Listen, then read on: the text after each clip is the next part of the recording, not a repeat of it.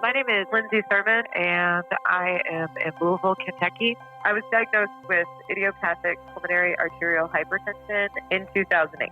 The first time that I noticed any symptoms, I was actually living in Oklahoma. I walked up the flight of stairs to my second floor apartment, and it was just a very strange feeling. I was really out of breath, and it kind of felt like when you get a sciatic from running, but everywhere. Like my whole body just like ached, and it really freaked me out. It was really weird. I didn't really know what was going on, but I know that like I had trouble breathing.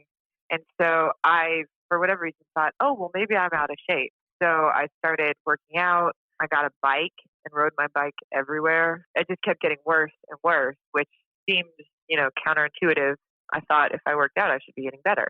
I ended up moving to Texas, and I needed to get a new doctor. And when I was there, I wasn't used to going to the doctor all the time. I just kind of mentioned what was going on, and they ordered an echo to be done. And then they said that suspected pulmonary hypertension, which I'd never heard of. And then that whole year, they did test after test after test, finally did a right heart catheter where they confirmed that it was pulmonary hypertension. My pressures were about 60 or 65.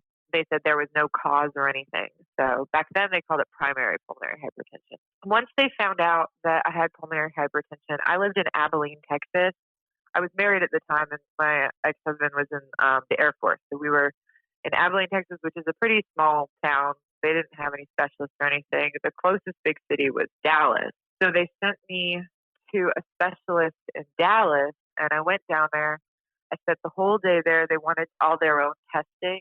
They wanted to do their own echo, even though I had just had one at my doctor in Abilene.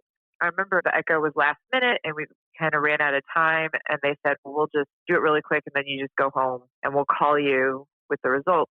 So this was in November when I went there, and then so I'm waiting, and I never heard anything.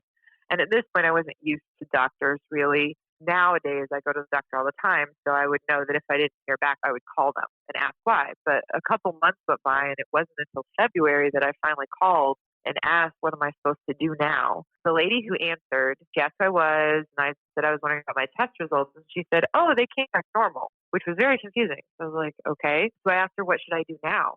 And she said, well, just go live your life because you're fine. So I was very confused, but, I just assumed that she was right. And so I was like, okay, cool. I guess I don't have it. At that point, my symptoms had improved. So I was like, well, maybe it just got better on its own because I didn't really know much about the disease at the time. And another 2 years went by.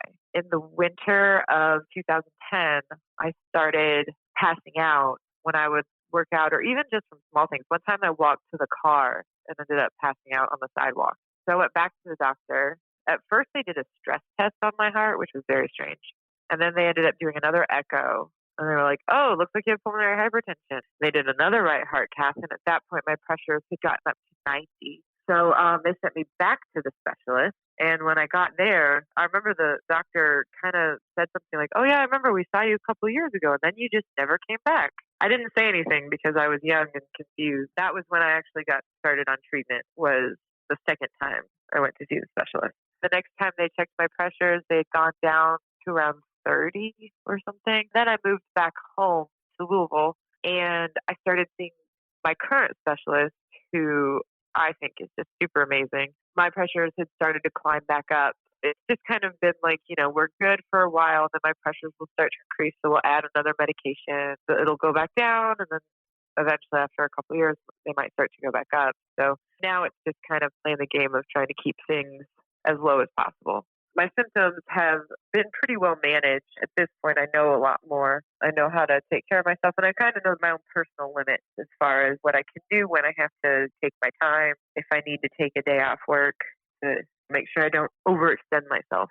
It definitely is scary, especially when you're young and somebody tells you that your life is not going to be at all what you thought it was going to be. They told me I'm never supposed to have children.